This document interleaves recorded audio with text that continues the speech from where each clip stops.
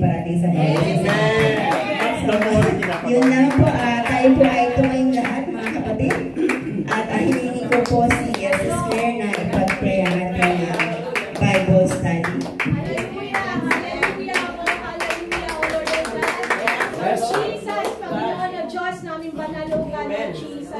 Kami po nandito, Panginoon God. Naway, Panginoon, Lord Jesus, i-ready niyo po, Panginoon God. Ang pusong isipan ng bawat isang ng mga anak, Lord Jesus. Naway, Panginoon, panghawakan ng Panginoon God, ang aming po kapatid na si Sister Lord Jesus.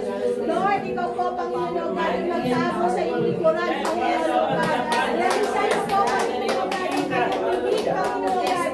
Napawang magputawi, Panginoon God, ay iyong mga salita, Panginoon God, at hindi makikita kung ano man ang mga naway, Panginoon God, give her, Panginoon God, the anointing, Panginoon God, of your Holy Spirit to speak your words, Panginoon God, Lord Jesus.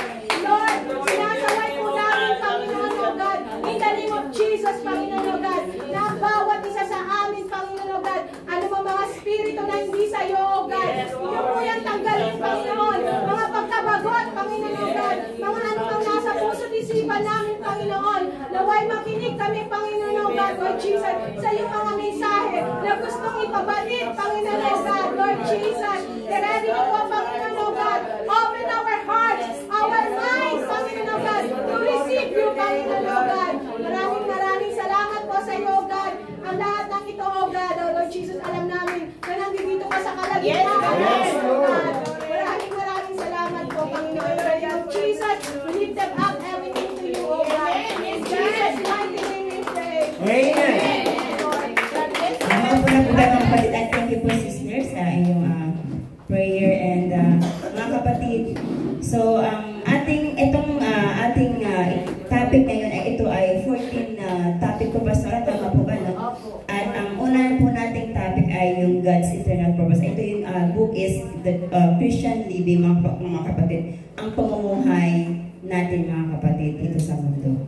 So, bago tayo po mag-ito sa mga kapatid, ito po yung ating focus verse from Ephesians 1, chapter 1, 3-12. So, kung pwede po, basahin po muna natin ang ating focus verse siguro po. Okay lang po ba? Or, okay po, basahin po muna natin lahat nang sabay-sabay po, mga kapatid. So, kung wala po ako dyan sa slides, pero meron kung bubuksan niyo po inyong mga Bible, mga kapatid. So, dapat po ay lagi po tayong handa ang ating mga sandata, mga kapatid, ng ating Bible. So, magsabi po ng praise God kung ready na po tayo, mga kapatid. Ephesians 1? 3-12 po. Praise the Lord. Praise the Lord. Hallelujah. Ang sabi po dito, basahin po natin ang sabay-sabay. Blessed be God and Father of our Lord Jesus Christ, who hath blessed us with all spiritual blessings in heavenly places in Christ, according as He had chosen us in Him before the foundation of the world, that we should be holy without blame before Him in love, having predestinated us unto adoption of children by Jesus Christ to Himself, according to good pleasure of His will, the praise of the glory of His grace, wherein He had made us accepted in the Beloved, in whom we have redemption through His blood and forgiveness of sins, according to riches of His grace, with Him He had abundant toward us in all wisdom and prudence, having made known unto us the mystery of His will, according to His good pleasure, which He had purposed in Himself, that His dispensation of the fullness of time He might gather together in one all things in Christ, both we are in heaven and which are on earth, even in Him, in whom also we have obtained an inheritance, being predestinated according to the purpose of Him who worketh all things after the counsel of His own will, that we should be to the praise His glory, who first trusted in Christ. Praise God. Hallelujah. Thank you. Thank you, Lord. So, bago tayo mag-umpisa, itatanong ko po muna ito kasi ang topic po natin ay yung pamumuhay natin. So, bilang isang Christian, mga kapatid, itanong natin sa mga sarili, o kayo mismo makakasagot sa inyong mga sarili, ano ba ang purpose ng Panginoon sa bawat isa sa atin, mga kapatid? So, yun ang ating katanungan at sasagutin natin yan, mga kapatid, before end of our topic, mga kapatid, this morning. So, sa introduction natin, mga kapatid, so, God is the creator of all things, mga kapatid. He is omnipotent. So, ibig sabihin na siya ang Panginoon lang ang may all power, ang may mas makapangyarihan sa lahat. Omniscient, knowing all things of time and eternity. So, siya lang nakakaalam kung ano ang mangyayari sa ating mga kapatid. Hallelujah. Mula pa noon, na hindi pa tayo pinapanganak hanggang sa pagwakas ng mundo, mga kapatid. Hallelujah. And the eternal, having no beginning or end, but always an eternal, mga kapatid. Amen. So mga kapatid, sabi nga, the great God created man with privilege. Ang Panginoon ay ginawa tayo at binigyan tayo ng pribilehiyo upang mamili, mga kapatid, na maging ang choice natin as He wanted a people who would rather, privilege of reason and choice. So, binigyan tayo ng Panginoon na mamili. So, ang napakabait ng Panginoon natin kasi bigyan pa tayo ng choices, mga kapatid, di ba? And He wanted a people who would, under temptation, choose to love and serve Him above all things, mga kapatid. So, mga kapatid, dahil nga dun sa, yung kwento ni Eva at saka ni Adam, mga kapatid, di ba? Na pinabay ng Panginoon lahat kay Adan at saka kay Eve. So na lahat andun ang pangangailangan nila, lahat-lahat, at walang kamatayan sa Garden of Eden, mga kapatid. Pero nga dahil merong binigay na rules ang Panginoon na isa sa loob ng garden, meron silang isang puno na hindi nila pwedeng kainin. Kasi yung mga kapatid ay dun, pag kinain na nila yun, ay magkakasala sila, mga kapatid. So dahil nga sa pero yun po, mga kapatid, pero alam ng Panginoon, mga kapatid, na alam na ng Panginoon, kasi nga ang Panginoon ay alam niya lahat ang mangyayari. So alam ng Panginoon na mapapartake ni Eva at saka ni Adan yung mga kapatid. Pero sinubukan niya, tinest niya, mga kapatid, ang obedience ni Adam at saka ni Eve, mga kapatid. Pero dahil nga doon, mga kapatid, na sabi nga na pinartake na yung forbidden fruit. So knowing this, so nung nagkasala, nung kinain nila yung mga kapatid, so syempre doon na po nag-start ang ating mga kasalanan. Sabi nga dito nga na God realized before were created that Adam and Eve would partake of forbidden fruit. Knowing this, He foreordained the great plan of redemption in Christ for fallen men, mga kapatid. So doon na po nag-start na naging makasalanan tayo, mga kapatid. And then because of Adam and Eve were ang parents natin of the human race, so the whole human race inherited. So namanan natin, mga kapatid, yung kasalanan na nagmula kay Adan at saka kay Eve. Nasabi nga nila, nasasabi na ng pruba na parang tayo ay may kasalanan na tayo, mga kapatid, din pa sabi nga. And God was ready with His promise to immediately after their obedience. So kahit na si Eva at saka si Adan ay naging hindi sila sumunod sa sinabi ng Panginoon, pero ang Panginoon natin ay napakabuti pa rin kasi sabi pa rin siya na siya pa rin ang ating Savior, mga kapatid. Sa lahat ng pagkakasala na yun na ginawa ni Eva at saka ni Adan ay ando doon pa rin ang promise ng mga kapatid. Hallelujah, Lord Jesus. Thank you, Lord. And so sabi nga po dun sa Genesis 3:15, He will crush your head and you will bruise His heel. So ito po yung prophetic verse na sinasabi nila na God powerful plan to restore our severed. Ibig sabihin severed is yung we are separated because of the sin, mga kapatid, from our God. Na kailangan maibalik yung relationship natin sa Panginoon. Amen. Hallelujah, Lord Jesus. And next slide. So sa Deuteronomy 30 verse 15 to 20. So, ako na, sino pong gusto pong bumasa mga kapatid? So from, ito po nasa ano po natin sa ating monitor.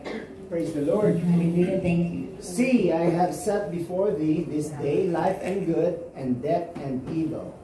In that I command thee this day to love the Lord thy God, to walk in his ways, and to keep his commandments and his statutes and his judgment, that thou mayest live and multiply, and the Lord thy God shall bless thee in the land whither thou goest to possess it. May next one. Meron pa? Okay. Oh yeah, to 20. But if thine heart turns away, so that thou wilt not hear, but shalt be drawn away, and worship other gods, and serve them, I denounce unto you this day that ye shall surely perish, and that ye shall not prolong your days upon the land, whither you possess over Jordan to go to possess it. 19, I call heaven and earth to witness against you today, that I have set before you life and death, blessing and curse. Therefore choose life, that you and your offspring may live, loving the Lord your God, obeying his voice, and holding fast to him, for he is your life and length of days, that you may dwell in the land of the Lord, sworn to your fathers, to Abraham, to Isaac, to Jacob, to give them. Praise God, thank you, Brother Rios. Na sinasabi po yan po mga kapatid sa Deuteronomy 30, 15, 20 na ito po ay God is speaking to Israelites mga kapatid and tells them to keep quiet mga kapatid. Pero ito mga Israelites mga kapatid ay hindi sila sumunod sa gusto ng Panginoon mga kapatid. Sinusuway nila, matigas ang mga ulo nila, in short mga kapatid. But God loves these people and He wants them to have an opportunity to love Him in return. So, ang gusto na naman ng mga kapatid ng Panginoon natin na ibigay natin ng buong buo ang pagmamahal natin sa Kanya, mga kapatid. Hallelujah, Lord Jesus. And then, so He gave them the choice, an easy choice, between life and death. So, yun yung mga kapatid na mamimili lang tayo. Gusto mo ng buhay na walang hanggan or yung eternal death, mga kapatid. So, between prosperity or destruction, mga kapatid. Hallelujah. And then next slide po. So at sa Isaiah po, sino pang gusto bumasa? Isaiah 55, 7 to 9, mga kapatid. Amen. Verse 7, let the wicked forsake his way, and the unrighteous man his thoughts, and let him return unto the Lord. And he will have mercy upon him, and to our God, for he will abundantly pardon. 9, for as the heavens are higher than the earth, so are my ways higher than yours, and my thoughts. Amen. Praise God. Thank you po, Sis Josephine. At nga, sinasabi ng Panginoon dito mga kapatid na, you must return me in repentance for going your own way and for thinking your own thoughts, mga kapatid, na hingilan tayo ng kapatawaran sa ating Panginoon, mga kapatid, nang may mula sa puso, mga kapatid, ibigay natin lahat sa Kanya. And then sabi ng ating Panginoon na makukuha natin yung pardon, yung kapatawaran sa Kanya, mga kapatid. And then, sa Isaiah 9, trust God to carry you. Magtiwala tayo sa ating Panginoon na siya lang magdala sa ating mga kapatid. Hallelujah. Huwag yung kaibigan natin, huwag yung kahit asawa nga natin, wag. That's right. Ang Panginoon na, mga kapatid. Hallelujah. I know that God use our friends, use our pamilya natin, ang asawa natin, pero po yun ay nanggagaling sa ating Panginoon. Hallelujah. So God's infinite thoughts are far greater than our limited ability. Kasi tayo limited ang alam natin, mga kapatid. Pero minsan nga, di ba, may mga plano nga tayo na gusto natin to. Pero pag hindi ayon sa Panginoon, hindi niya ibibigay yun. So ang Panginoon lang talaga ang may control sa ating buhay. Hallelujah. Praise God. And then, tumulong ko po tayo dun sa what is Christian living, mga kapatid. So, very important to bilang mga Kristiyano, mga kapatid. Bilang taga-pagsunod ng Panginoon. We are believers and followers of God, mga kapatid. Hallelujah. Kasi yun naman talaga ang gusto ng Panginoon. Yan ang kanyang plano sa ating mga kapatid. And then, sabi nga dito na, the Christian life is a life of repentance, faith, and good works, right through the powers of the Spirit, and with the help of the means of grace, as the Christian is conformed the image of Christ to the glory of God, who is an active followers and imitator of Jesus. So tayo mga kapatid, so bilang Kristiyano mga kapatid, so hindi lang yung nagsisimba tayo, hindi lang yung nagbabasa tayo ng Bible, o hindi lang yung present ka lang lagi, hindi po. Kailangan isabuhay natin mga kapatid. Naniniwala tayo sa Panginoon, we are believers, and we are followers of Christ sa kanyang kagustuhan, sa kanyang mga works ng Hallelujah.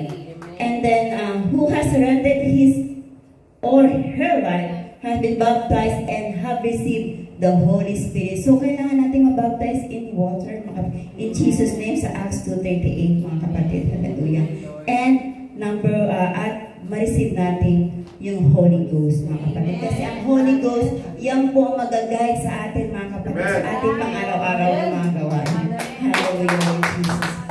And he or she is working on Jesus to walk and conduct his or her life as Jesus did when he was on the earth. So nga, di ba mga kapatid, kaya ang ating mahal na Diyos bumaba sa lupa, nagkatawang tao siya mga kapatid, para ay maging model siya sa mga tao. Amen. Hallelujah. So, yun din po ang gusto ng Panginoon natin, na maging image natin ng Panginoon, na siya ang maging model natin, o sundin natin ang yapak ng Panginoon na nandito siya sa lupa.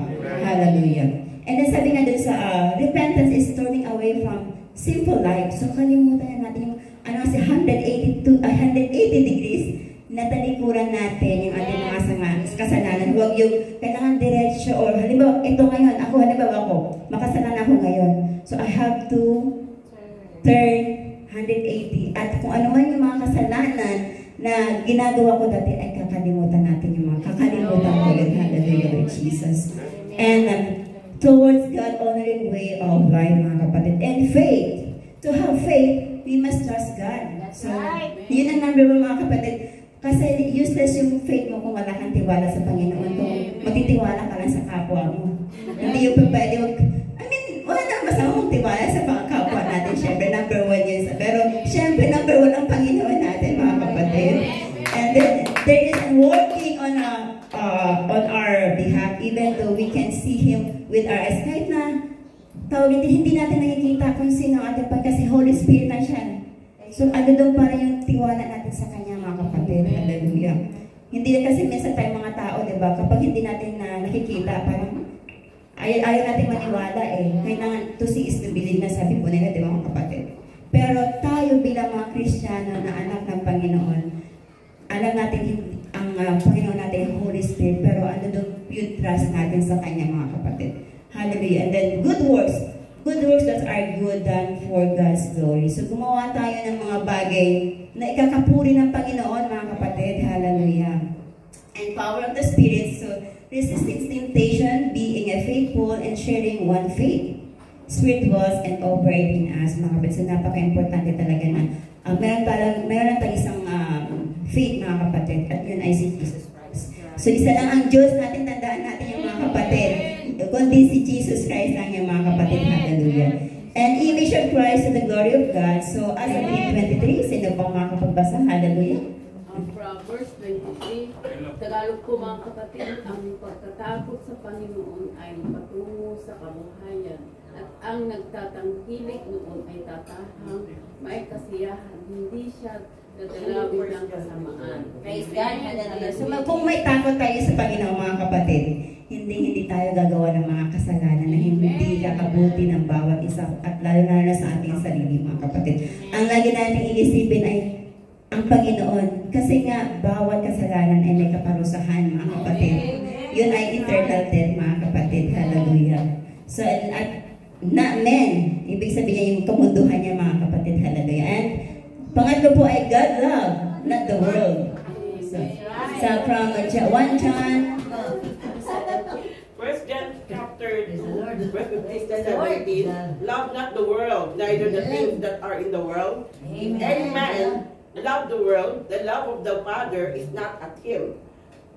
16, for all that is in the world, the lust of the flesh, and the lust of the eyes, and the pride of life, is not the Father, but is of the world. And the world passeth away, and the lust thereof, but he that doeth the will of God abideth forever. Praise God. Thank you, Sis Victoria. Yan nga na, love God first, mga kapatid. Hallelujah. Na tawag dito na, huwag natin kasi ngayon, dahil na yung mga kapatid na paglabas natin, ako, namin ko po dati, mga kapatid, na hindi ko pa kilala ang Panginoon. O, may kilala ko naman ang Panginoon, pero tawag dito, hindi pa ako baptized. Hindi ko pa siya talaga lubusang kilala. Amen. Ando doon tayo na akala natin normal lang ito ginagawa ni nasa labas, mga kapatid. Pero pag nalaman natin ang salita ng Panginoon, hindi pala normal yung mga ginagawa. Pupunta ng disco, sayaw dito, inom dito. Mga kapatid, hindi pala normal yun. Kasi hindi ka lugod-lugod sa Panginoon yun, mga kapatid. So ang kalugod-lugod sa Panginoon natin ay gumawa tayo ng kabutihan, mga kapatid. Hallelujah. And nextly is number 4, believe God. Sa John 8:44, not the deceiver, mga kapatid. Hallelujah. Amen. Kayo sa inyong amang Diablo at ang mga nais ng inyong ama ang ibig ninyong gawin. Siya isang mamamatay tao buhat pa ng una at hindi na nanatili sa katotohanan sapagkat walang katotohanan sa kanya. Pagkat nagsasalita siya ng kasinungalingan ay nagsasalita siya ng sa ganang kanya sapagkat siya isang sinungaling at ama nito. Praise God. Thank you, Sister Rita. Yeah, believe God. Maniwala tayo sa ating Panginoon, mga kapatid. At tawag ito sa, halimbawa, example ka lang, mga kapatid, ba? Sa mundo kasi talagang maraming deceiver dyan eh. Marideceive tayo. Halimbawa, tawag dito, sakto na lang natin na kailangan mo ng pera, di ba, mga kapatid? Isa lang naman tayo kailangan natin ng pera. At higahus tayo, mga kapatid, pero sir, araw ng Biyernes, magsisimba tayo. Example ko lang po ito, mga kapatid.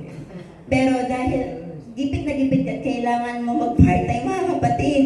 So, tawag dito, ipagpapalit natin. So, parang dinisip ka na ng pera eh. Parang deceiver na rin yun kasi dinisip ka ng kalaban. Pamalitan ng pera kasi gusto mong kumita eh. Pero we have to believe in God that God will provide everything to us, mga kapatid. Hallelujah. Praise God. And number 5 po, obey God, not your appetites. Sa 1 Corinthians 9:24 to 27, mga kapatid. Hallelujah. Praise the Lord. Hindi ba ninyo nalalaman na ang mga nagsisitakbo sa takbuhan ay tumatakbong lahat, ngunit iisa lamang ang tumatanggap ng gantimpala. Magsitakbo kayo ng gayon upang magsipagtamo kayo. At ang bawat tao na nakikipaglaban sa mga palaruan ay mapagpigil sa lahat ng mga bagay. Ginagawa nila ito upang magsipagtamo ng isang putong na may pagkasira, ngunit tayo'y niyaong walang pagkasira. Ako nga'y tumatakbo sa ganitong paraan na hindi gaya ng nagsasapalaran sa ganito. Sa ganito rin ako'y sumusuntok na hindi gaya ng sumusuntok sa hangin. Ngunit hinahampas ko ang aking katawan at aking sinusupil, baka sakaling sa anumang paraan pagkapangaral ko sa iba ay ako rin ay praise God. Thank you, Sis Risa. Yeah, so obey God. So, sundin natin ang ating Panginoon, mga kapatid, sa kanyang, yung kanyang mga kagustuhan. Hallelujah. At not your appetites. Ibig sabihin, para example ka na po, mga kapatid, may gustong-gusto kang pagkain, di ba? Tagal mo hindi nakatikman yan na pagkain yan. Pero tawag, alam mo, bawal yan sa iyong mga kapatid. Kasi nga, tawag dito, sin-advise ng doktor na hindi mo pwedeng kainin yan. So, syempre, ikaw, tao lang tayo, nasa fresh tayo. Matutukso ka, kakainin mo yung mga kapatid. Kahit na alam mo, hindi pa pwede para sa'yo, bawal. So, ganun din tayo, mga kapatid. You have to obey God first, not your appetites. Hallelujah. Praise God. And then, number 6 po, serve God, not self. Isaiah 6:8, mga kapatid.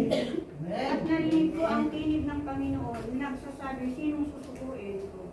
at sinong yayaon sa ganang amin. Nang magkagagayon, sinabi ko, narito ako at sagutin mo ako.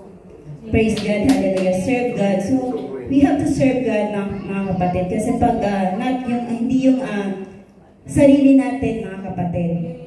Kasi, number one na, paglingkuran natin ang Panginoon kasi utang natin ang buhay natin sa ating Panginoon. Hallelujah. Lord, hindi yung sarili natin, hindi yung flesh natin. And then number 7, last po, worship God, not the comfort. So sa Habakkuk 3, chapter 3, 17 to 18 po. Sino pang mga gustong magbasa, mga kapatid? Hallelujah. Praise God.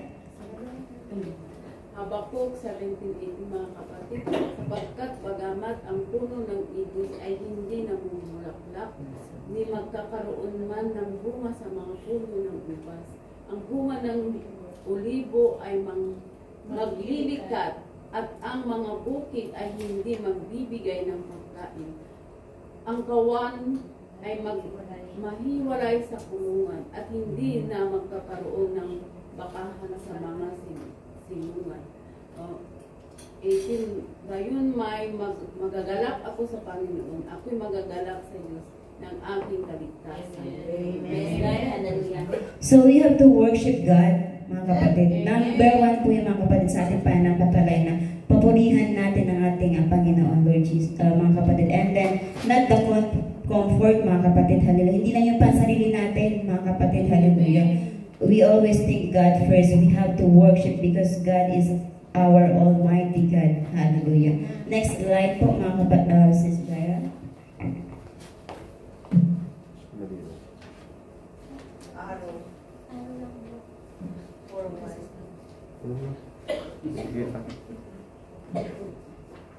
Ayun. Hallelujah, hallelujah. So, yes, andito na po tayo sa ating, yung God has a plan sa atin lahat, mga kapatid, sa introduction niya. So, the Bible reveals that man did not come into being by chance and happenstance. Instead, man is God's creation and we're to love by Him. So, ibig sabihin na, hindi lang tayo basta sumulpot dito sa mundo, mga kapatid, na parang kabuti. Amen. Tayo ay binuhay, ikinain ng Panginoon dahil meron siyang plano sa bawat isa sa atin. Praise God. And then, before the foundation of the world, God designed the church to respond to His love in service. So, ito yung pundasyon na ginawa ng ating Panginoon para tayo magtipon, para papurihan siya, mga kapatid. Hallelujah. Praise God. Next, sabi nga po dun sa Romans 14:12, so then every one of us shall give account of himself to God. Hallelujah. Praise God. At sabi nga din na we are accountable to God. Hallelujah. And we are all going to have to give personal account to God. So bawat isa daw sa ating mga kapatid ay meron tayong accountability sa ating Panginoon. Hallelujah. That means we are going to have to answer Him for our own lives. So, bawat ginagawa natin, mga kapatid, ay meron tong tawag dito, answer from our God, mga kapatid. Diba, kung gumawa ka ng kabutihan, so ang Panginoon ay nakalaan din para sa atin. Pag gumawa ng kasamaan, ang Panginoon ay manilaan din sa atin. Hallelujah, Lord Jesus. And then, that is what personal accountability is, and whether we choose to accept it or not, none of us will be able to escape in the end. So, hindi tayo makakatakas, mga kapatid, sa ating Panginoon. Kaya sabihin natin, ay, hindi man niya nakikita yung ginagawa ko eh. Diba? Kasi nga spirit siya, oh. Pero, hindi tayo makakatakas doon, mga kapatid. Kasi alam ng Panginoon, sabi, God is all-knowing, mga kapatid. God is everywhere, mga kapatid. Hallelujah. Praise God. And then the eternal purpose of God is to have a corporate man to express Him and represent Him, mga kapatid. So tayo yun na mag-represent sa ating Panginoon. This was God's purpose in creating man. So kaya ito yung reason kung bakit tayo create ng ating Panginoon. Hallelujah, Lord Jesus. And ito po yung mga supporting. So huwag na natin, tayo na lang po magbasa. Pwede niyo pong picturean and then pwede natin maging meditation, mga kapatid. Na sabi nga dyan sa Genesis 1:26, sa ginawa ng Panginoon, hallelujah. The enter heavenly valley, Paranama, the sun, stars, and second plan is telling the story of the history, mga kapatid. And then David, reflection turned inwards as well, mga kapatid. And he readily extolled. So, doon sa pamagitan na humanga si David sa Panginoon na ay ito pala ang gawa ng Panginoon natin na napaka powerful, hallelujah. So, doon nag-set na pinuri ni David, mga kapatid, ang agawa ng ating Panginoon. God's might work found genuine purpose for has life in praying so and exalted God with worship and His life. So, doon nag-set na si David na purihin ang Panginoon, hallelujah, at ibigay ang buhay niya sa ating Panginoon, hallelujah. And then sa Psalm 9:1-4, hallelujah, sabi nga dito na I will praise Thee, O Lord, with my whole heart, with show forth marvelous work. So, yan po yung mga praising ni patunay, mga kapatid, na pinupuri ng ni David ang ating Panginoon, hallelujah. Hanggang sa verse 2 at sa verse 3 naman, mga kapatid, and for His power over His enemies, mga kapatid, na talaga makapangyarihan ang Diyos, hindi magtatagumpay mga kapatid ang kasamaan, hallelujah, with Jesus. Praise God. And then, sabi dun sa at saka yung supporting din po dito, Bible verse, let us hear the conclusion of the whole matter. Fear God, keep His commandments. This is the whole duty of man. So yan po ang ating whole duty. And then, so sa chapter 4 po ng Psalm, sabi po dito na for thou hast maintained the right and may cause those sake of the throne judging the right. So David is thankful that the Lord defended him against his enemies. Even so, David acknowledged that this is because he efforts were the line with the will of God. God established to be king, and then the one through whom the Messiah would come to save all people. So, ginawan si David ay naging king po at tawag ito mga kapatid na yung Messiah ang ating Panginoon yan. Hallelujah, Lord Jesus. And next po na topic po natin ay Christ is the central focus. So sa Revelation 13:8, so all that dwell upon the earth shall worship Him, whose name are not written in the book of life, the Lamb slain from the foundation of the world. Nasabi dito na God is His foreknowledge, so the Lamb slain from the foundation of the world, that end much of His design interaction with mankind. For example, mga kapatid, tabernacle or Jesus, mga kapatid na, itong tabernacle na ito yung parang panambahan sa panahon ni Abraham po ba ito? Tama po ba?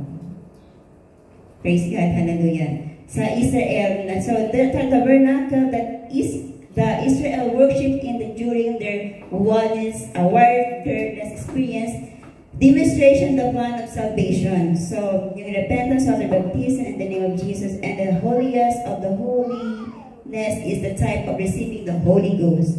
So, the tabernacle is demonstrate how Jesus Christ would pay the price of redemption, mga kapatid. Kasi nga, yung tabernacle ay, pag hindi ka holy, mga kapatid, hindi ka makakapasok dun sa tabernacle. Tama ba ko?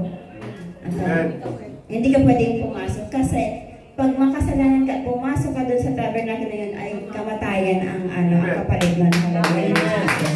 So, yun po dati ang ng Panginoon. Pero dahil dumating ang ating Panginoon, so nasabi nga na mag-repent, be baptized in the name of Jesus, and receive the Holy Ghost, ay mawawala yung mga kasalanan natin. Hallelujah, Lord Jesus. Praise God. And, so, yun, sacrifice and how each believer would identify with and receive the atonement of sin. So, praise God. Next up, Sis Jaira. So, the next po, redemption is the reason. So, plan to reconcile the world to Himself. So, sabi dun sa 2 Corinthians 5:9.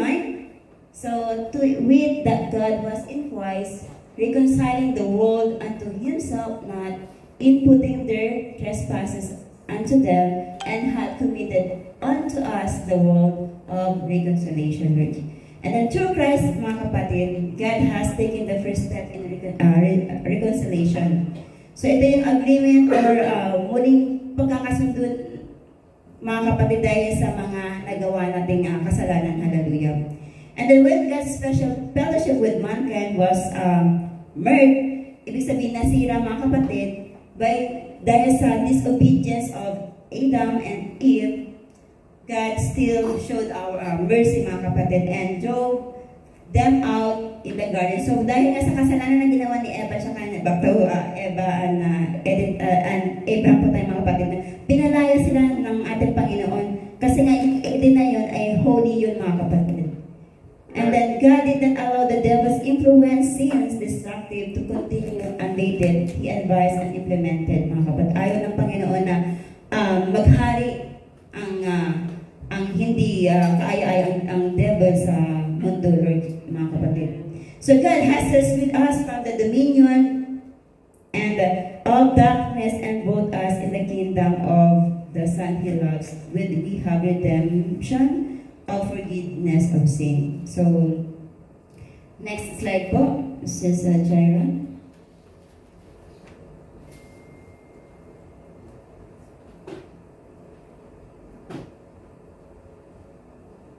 Next slide, please. So, yan, mga kapatid, na so, God our Redeemer. So, tawag dito, mga kapatid. So, sa Genesis chapter 2:28, Abraham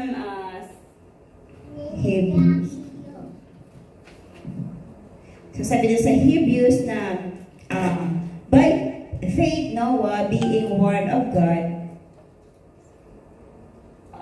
things not seen as yet, moved with fear, prepared an ark to saving of his house, by the which he condemned the world and became heir of the righteous, which is the faith. So, sa kapanahunan po ni Noah, ang mga tao po ay makasalanan ng mga kapatid. So, ang ginawa ng Panginoon, kasi gusto niya ng gumuhin, tanggalin yung mga makasalanan ng tao,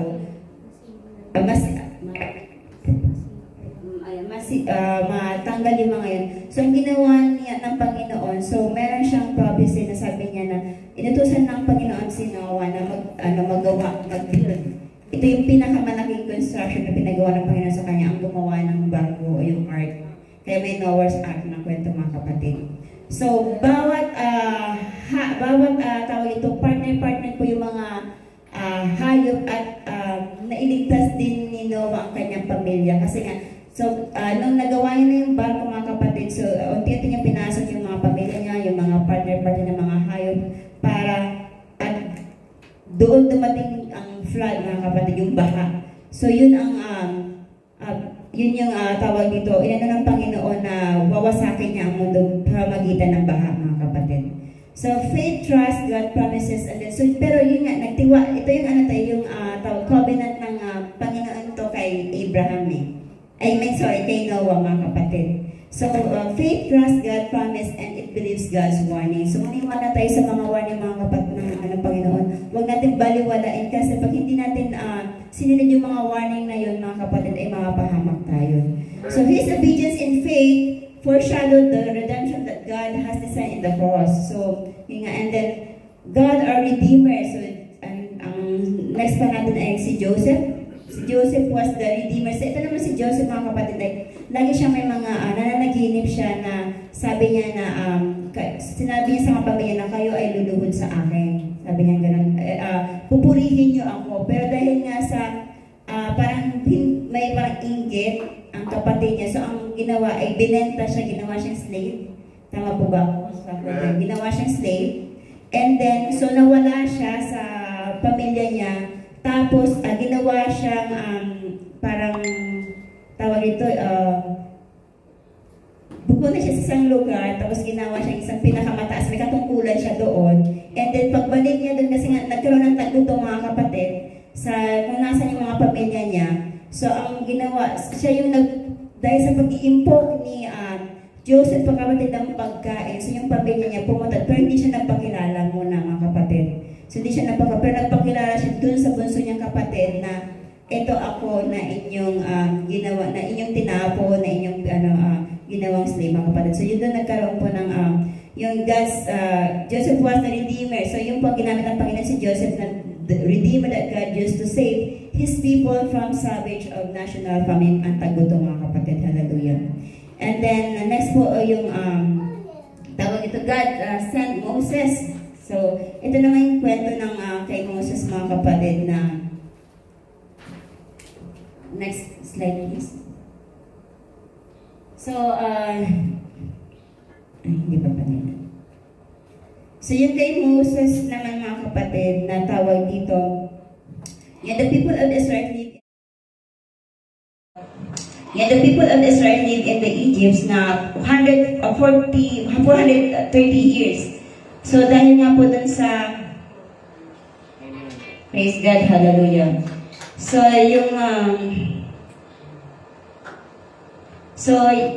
yung promise ng Panginoon nga doon kay Moses, mga kapatid, na yung blessing of the obedience and course of disobedience, hallelujah, doon sa Mount Sinai. Ang symbolize ng mga kapatid ay yung promise, a great nation land, mga kapatid, and blessing symbolizes yung circumcision, mga kapatid, hallelujah. And then yung kaya ayan yung po, mga kapatid, hallelujah, praise God. And next po, and then God, the Redeemer, yan po, and then all things work within God's plan. So the coming of Christ. So when the fulfillment, in Galatians 4:4, so when the fullness of time was come, so tawag ito, the fulfillment of prophecy of the redemptive seed, yung po ang ating Panginoon, hallelujah. So sa Galatians 4:4, and then the city of Christ, birth of Jesus yung sa Mecca, yung mga kapatid, and then the lineage of Christ family. So dito po yung mga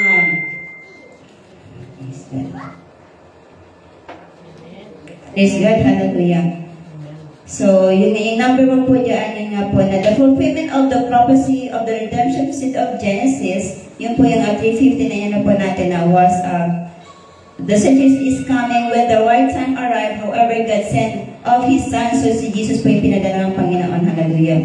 And then yung sa city of the Christ of Mecca. So Bethlehem was a small city in Judah. Other larger cities would have appeared more appropriate, mga kapatid. Hallelujah. Yun po. Tapos the lineage of Christ family and case Luke. Tapos the birth of forerunner John. At saka the purpose of the forerunner was to announce the coming of Messiah. So, i-announce po na rin na darating po yung Messiah natin, which is the Jesus Christ. Hallelujah, Lord Jesus. And yung 5 to the times of Christ's passion. So, at that time, the mystery of Jesus, some people set to lay hands on the Lord and Him, mga kapatid. And He filled the years allotted of His mystery, even complied in the 4 Gospels. So, and then the day of Pentecost. So, itong the day of Pentecost po, mga kapatid. So, nung, di ba si tawag dito? Praise God, hallelujah. The day of Jesus promised the Spirit sa John chapter 7:37, which would come only after Jesus was glorified, His death, burial, and resurrection, mga kapatid. And when the time came, God implemented His plan in the lives of mankind. People were born of water and then the Spirit. And next po. Praise God. Hallelujah. So the end time event. So dun sa, pwede pong pabasa po yung 2 Peter 3, chapter 3, 3-4. Hallelujah.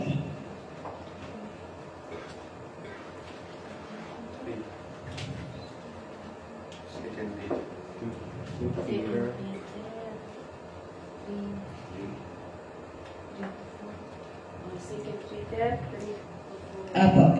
Tagalog po, mga kapatid, na nalalaman muna ito na sa mga huling araw ay nagsisiparito ang mga manunuya na may pagtuya na magsisilakan ayon sa kanilang masasamang pita. Magsisipagsabi saan naroon ang pangako ng kanyang pagparito. Pagkat buhat ng araw ng mga tulog ang mga magulang ay nangangatili ang lahat ng mga bagay na gaya ng kalagayan nila mula ng pasimulan ang paglalang. Praise God. Hallelujah. Na just as the stage of was the first time of Jesus, mga kapatid, na so, or the event of the end of time, mga kapatid, na meron tawag dito. So, nothing has changed, that everything remains the same since the beginning. So, wala pong magbabago mula sa umpisa hanggang sa matapos pa ang mundo, mga kapatid. And then, read by from Roman Empire, so sa Daniel po yung mga kapatid, na iyan po yung, praise God, hallelujah, na Daniel's interpretation is of Nebuchadnezzar's dream depicted the kingdom and empires of that time and those that he were not yet come. The accuracy of this prediction is verified by the historical record of the empires described and their chronicle appearance in history, mga kapatid. So, dito po sinasabi that there have been a number of changes in recent years to this Federation of Nations, and this development bears watching in the light of the practical utterance in Scripture. So, yung next po ay method of keeping control of mankind, mga kapatid, na sinasabi nun sa Revelation 11 to 18. So, God's descriptions of the modern technology from first century perspective clearly left him untold and perhaps composed that they have been difficult to him to comprehend how the event recorded could be fulfilled. However, with the advanced technology, new inventions are there. So, yun nga po rin na talaga. Dahil nga sa mga invention, mga kapatid, hallelujah. So, minsan ay nababago na yung tawag dito, yung mga pangyayari. Pero because, yung computers are discrete in size, while the information can be, ito yung pinag-usapan natin sa hallelujah, Jesus. So communication will be vital to Antichrist, the image that is mentioned in the Revelation, mga kapatid, na dahil nga sa mga technology natin, mga kapatid, hallelujah, ay ang kasamaan yung Antichrist po ay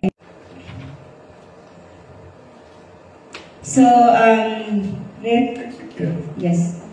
So sa Ezekiel 37, so Ezekiel foretold a gathering of Israel from among the nations. For centuries this appeared impossible, but in the last 50 years, Israel has again become a sovereign nation, mga kapatid, hallelujah, after nung naging sovereign nation.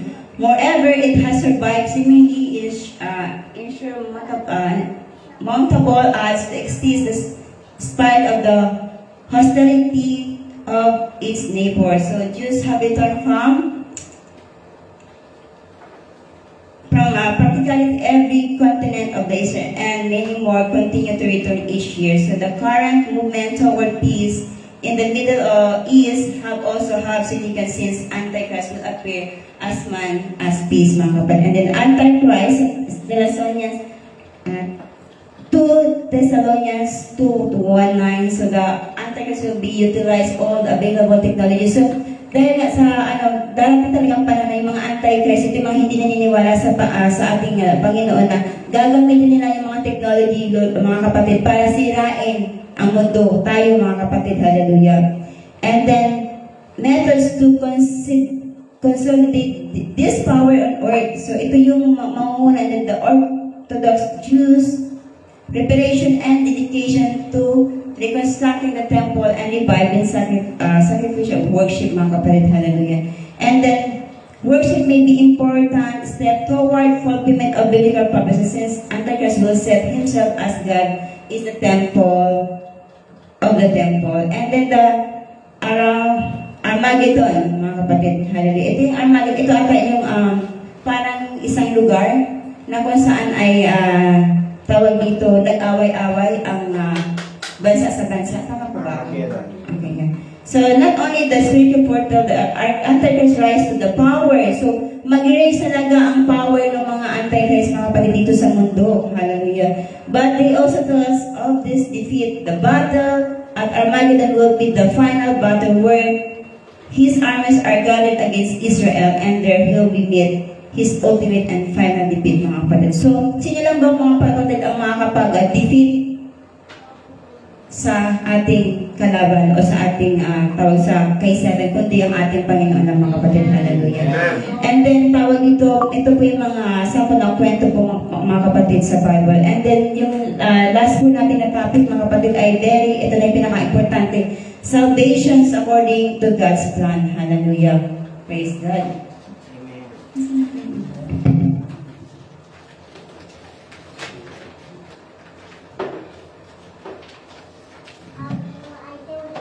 Salvations according to God's plan. So, yung first topic natin is hope. Hallelujah. So, a number of scripture passages that in his first episode, Peter wrote that the chosen of God are called out of darkness into His marvelous light. Mga kapatid, sinasabi sa 1 Peter 2:9, believe high calling of God in Christ Jesus. So, tayo mga kapatid, kapag may calling na tayo mga kapatid, so, nasa sa atin yun kung susundin natin yung calling na yun or hindi. Hallelujah. And then, so Paul wrote that the believers' high calling of God in Christ, Christians are called the serve of God in order to fulfill His holy purpose. So, tayo pala mga Christian, mga kapatid, ang mga pupupil din sa holy purpose ng ating Panginoon. Hallelujah. And God described His purpose in the church as an eternal purpose. So, ito yung eternal purpose natin, which began before the world and which will occupy an ending future in heavenly home. Hallelujah. Ito yung walang hanggan na ating future, mga kapatid. Hallelujah. And then, be chosen. So, mga kapatid, bilang Kristiyano, palagay nyo tayo ba ay chosen na ng Panginoon? Amen. Amen. Hallelujah. Chosen. Hallelujah. So, dito rin sa sinasabi sa 2 Timothy na Christians are called to serve God in order to fulfill His holy purpose. So, tayo yung mga kapatid sa Ephesians, His purpose in the church as an eternal purpose, mga kapatid. Hallelujah. Yung walang hanggang purpose natin dito. Next, Sis Jera, dun sa ating chosen, please. So, chosen, God choose those who obey Him. So, hindi lang tayo basta-basta pinili ng Panginoon. Pinili tayo ng Panginoon kasi kailangan sumusunod tayo sa Kanya. Hallelujah, Lord Jesus. At sabi din sa John 15:6, Jesus said, we did not choose Him. So, but that He chose us for the purpose of bearing fruit, mga kapatid. Hallelujah. So, yun nga mga kapatid, ano ba yung fruits na yun? Yung fruits of Spirit, mga kapatid. Hallelujah. Praise God. Hallelujah. And then, napaka-importante po talaga yung mga kapatid na hallelujah. Natawag dito na tayo ang chosen ng Panginoon. Chosen tayo para ipalaganap ang Kanyang salita. Chosen tayo ng Panginoon para sundin siya. Chosen tayo ng Panginoon para maglingkod sa Kanya. Hallelujah, Lord Jesus. Maging modelo tayo sa mga tao hindi pa nakakilala sa Panginoon. Hallelujah, Lord Jesus. And then, dumako po tayo dyan sa faithful. So, faithful, victory and crown of life. Hallelujah. Yung faithful natin mga kapatid. Kasi, kung wala tayong pananampalataya o wala tayong tiwala sa Panginoon, hindi natin makakamtan ang victory and crown of life. So, ano ba yung victory crown of life natin? Yun ang ating eternal life. Yun ang ating magsasalba sa atin. Hallelujah. Na makasama natin ang ating Panginoon sa kaharian niya. Praise God. And then sabi nga doon sa Hebrews 10:23, assure that we can have unwavering faith because He is faithful to His promise.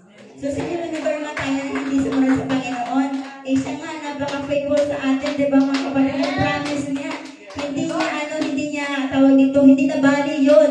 Tao lang mga kapatid ang bumabaya sa kanilang promises. Praise God. And then, sa Revelation 2:10, being faithful, another verse po yan, being faithful to Him, even though unto death, means victory and crown of life. Hallelujah. Kahit ng kamatayan, Panginoon, mga kapatid, tayo ay magkakaroon nitong victory and crown of life. Please, next slide, this is Jaira. Thank you. So, tawag ito yung, ito po yung summary ng ating focus verse. So, praises God for the blessing He has provided. Paul ties together the ideas of predestination, God's glory, the salvation of His people, and the right we have as the children of God, in particular, believers are blessed because God chose before creation to save us. So, napakaganda mga kapatid, diba, na chosen tayo ng Panginoon dahil gusto niya tayong isalba. God will save us. Hallelujah mga kapatid. Praise God. At yun nga mga kapatid na tawag dito na bilang Kristiyano, napakahirap po talaga. Sobrang hirap. Pero tawag dito because of the guidance of the Holy Spirit mga kapatid. Kakaiba tayo sa kanila. Kasi kung tayo ay sa tingin nila ay katulad ng may mga suot natin, diba? Kasi this is to glory of God mga kapatid, diba? Na yung iba, sasabihin ay manang naman yan. Ang pangit na yan. Ang dati ang ganda-ganda yan. Pastora, dati daming alahas niya. Ngayon wala na. Diba? Pero ngayon mga kapatid, wala na akong pakialaga sa sabihin nila. Because I glorify God. I obey God mga kapatid. Hallelujah. Yan yung sasabihin nila, ano ba yung buhok mo? Sen, ang haba-haba ng buhok mo, papatulad mo na yan. Sabi ko na sa akin, sabi ko, this is the glory of God. Hallelujah. Na talagang, mga kapatid na, pinili tayo ng Panginoon dahil mahal niya tayo. Hallelujah. At kung konti lang tayo na pinili ng Panginoon. So, wag po natin sayangin yung mga, pagkakataon na binigay ng ating Panginoon. Bagkus, ito ay palaguin natin. We have to seek God, seek God, seek God. At gawin natin kung ano yung kagustuhan niya. Huwag po tayo gumawa na. Hindi tao lang naman tayo na tawag dito nagkakasala. Tao lang tayo, pero we have to repent. But pag nag-repent tayo, ibig sabihin na gagawin mo ulit yung kasalanan na yan, mga kapatid. Hindi. Dapat hindi na natin gagawin yun. Kasi useless yung pagpapatawad na yung mga kapatid. And then, katanungan kanina na tawag dito, ano ba ang purpose ng Panginoon sa bawat isa sa atin? So, ngayon po, kayo makakasagot, ano ba ang purpose ng Panginoon sa'yo o sa akin? Hindi naman po, the God be all the glory. Sorry, may conclusion pa pala. Sorry. So, ito pa yung conclusion mga kapatid. God's eternal purpose for men was to make them holy and without blame by a new birth in Christ.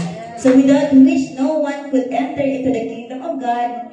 So this was the experience of salvation which the first disciples received on the day of Pentecost. Yun nga, nasabi ka sa John 3:5 na walang makakapasok sa kaharian ng Panginoon, mga kapatid, diba? Kapag tayo ay hindi natin tinanggap yung mga kapatid. And the Holy Ghost is God's gift of righteousness. So, by which men are partakers of Christ's divine nature, and this is the source and the power of Christian life. Hallelujah. To God all the glory. Sana po mga kapatid tayo, kahit pa may natutunan po tayo sa ating Bible study. God bless you.